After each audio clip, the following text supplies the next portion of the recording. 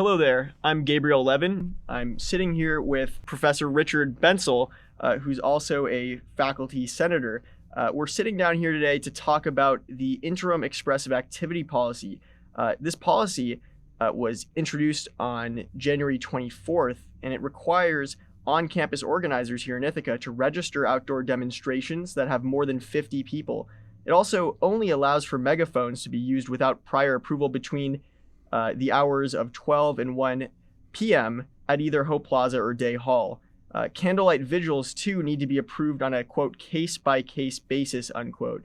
Now, the policy has been deeply controversial on this campus. It has been criticized by both faculty senators and student assembly members, but now I've brought here a faculty senator to actually talk about what his opinion is and what the university could do better. So to start off this interview, I want to ask you, Professor Bensel, if you were to issue a letter grade to the university on how it has handled its free speech academic theme year, what would that letter be and why?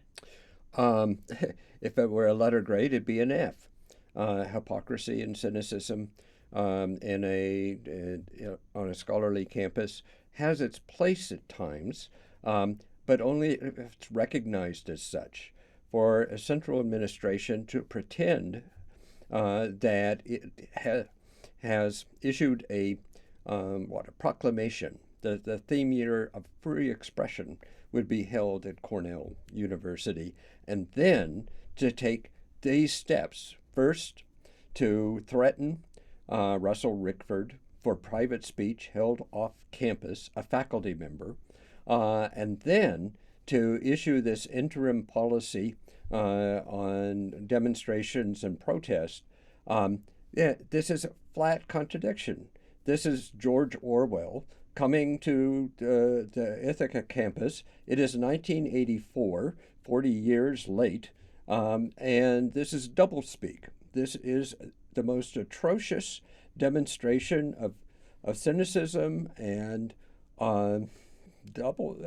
and basically subterfuge. So, it's an F.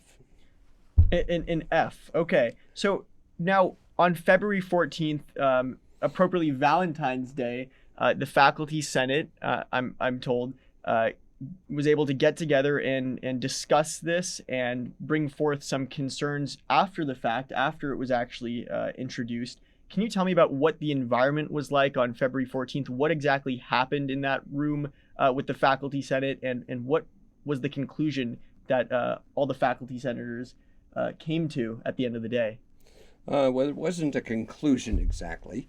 The policy was presented, and every faculty senator who spoke was, to some degree or another, hostile and opposed to the new policy. The faculty senators, 6 of us, I think 9 now, introduced a resolution requiring the central administration to come before the faculty senate with a proposal that we could then debate and vote up or down. And this resolution was sponsored in part by the American Association of University Professors, the AAUP, the Cornell chapter, and we will press ahead with this. There will be another debate in March at the Faculty Senate meeting, and then after that, the Faculty Senate will deliberate further, we hope. But no, it was a very hostile reception. But at the end of the day, how much do you feel the faculty senate's word matters to the administration? No matter what you say, will your words be taken into account, or is this more, performative? Is it something that really can't be followed up on? Is it just, a formality? This is a major issue before the Faculty Senate now. I've been a senator for, I think, 9 years, and I see a gradual deterioration in the relations between the Faculty Senate and the central administration. In the old days, about 9 years ago, when the Faculty Senate expressed a very strong opinion in a resolution, and so the central administration would usually take that into account and change its policies.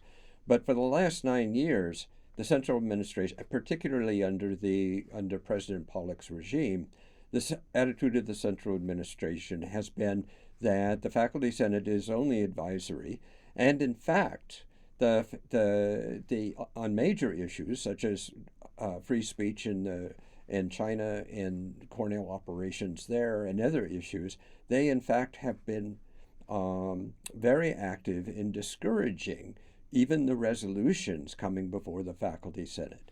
The shared governance, which was the opening theme for the President Pollock's administration, has become a joke. And she, to her credit, rarely uses the phrase anymore, though in recent, I think it was in the February 14th Faculty Senate, the Council Varner was talking about shared governance, and you could almost see the snickers among the faculty senators when she brought up that phrase. Now, you describe President Pollock's administration as a regime. She, of course, tries to market Cornell as a place of democracy where free speech thrives, where different people and different ideas all come together to form one, sort of great mosaic. Do you think that this is just a marketing stunt? Do you think she's saying one thing and doing the other? I think she is a pragmatist with respect to free speech. And the pragmatism has made her, or the pragmatic considerations that she operates under. One of them is donors, alumni donors, who she is afraid that certain kinds of speech and demonstrations will discourage donations to Cornell. Remember that Cornell is in a major capital campaign, and donors are very, very important. So I think in part she would like dissent, expressions of dissent that might discourage those donors from seeing Cornell as a friendly place to their own political attitudes and preferences, like those things to be quiet. I don't think she's a totalitarian. I just think she's indifferent to free speech when it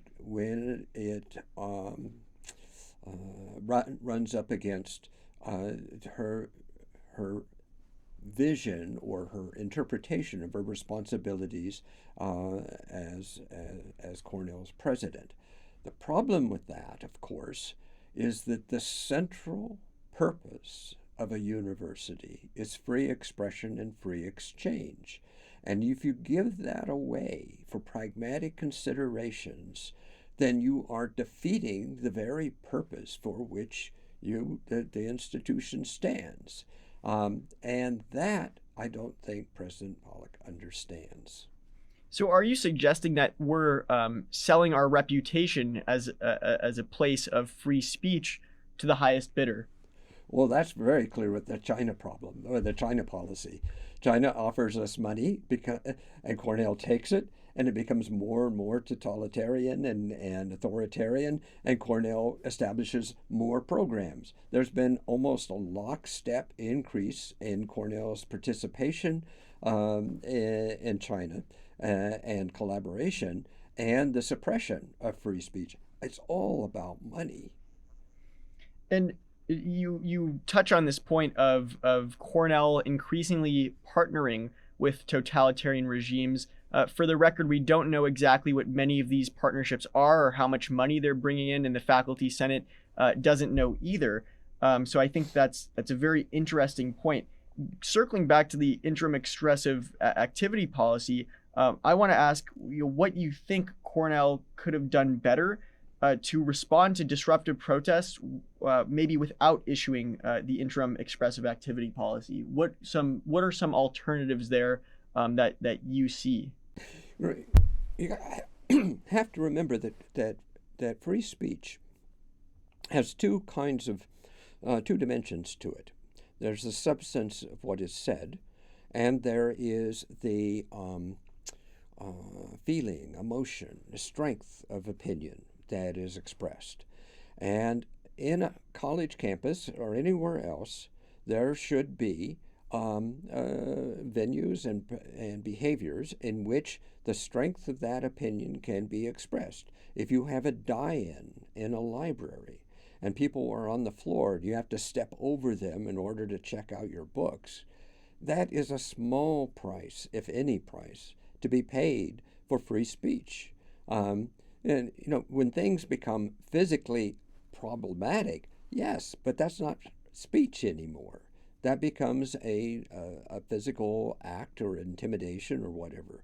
I mean, understand the basic, most important intimidation of free speech on this campus has been President Pollock's and the Board of Trustees threatening Russell Rickford for speech he had off campus.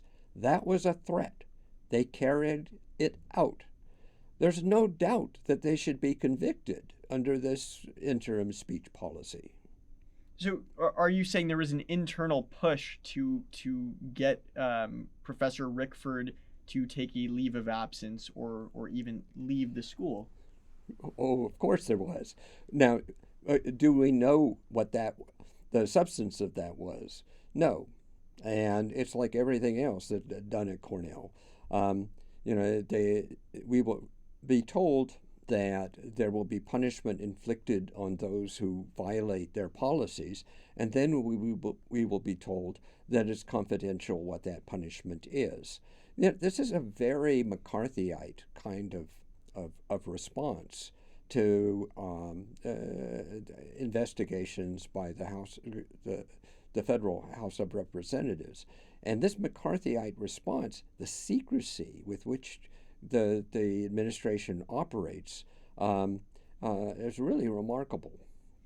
Now, to tie up, to round up, this whole interview, I wanted to ask you this specific question. What would your general advice to the administration and to President Martha Pollock be to help save this free speech year if they're concerned with saving this free speech year?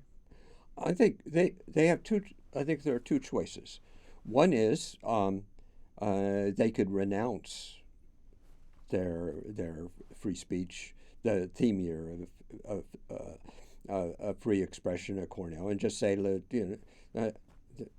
we have violated it, and openly admit that it is it is not worked out. That they're not going to do that. So the other thing they could do is they could apologize to Russell Rickford and to the Cornell faculty for the suppression of free speech, and they should revoke the interim policy. We should return to the practices of open deliberation, free consultation, to shared governance as it was before President Pollock took office. Thanks for joining me today, and thanks for airing your concerns. The Cornell Daily Sun is committed to hearing all different types of perspectives, so it's great to have you here with me, Professor Bensel.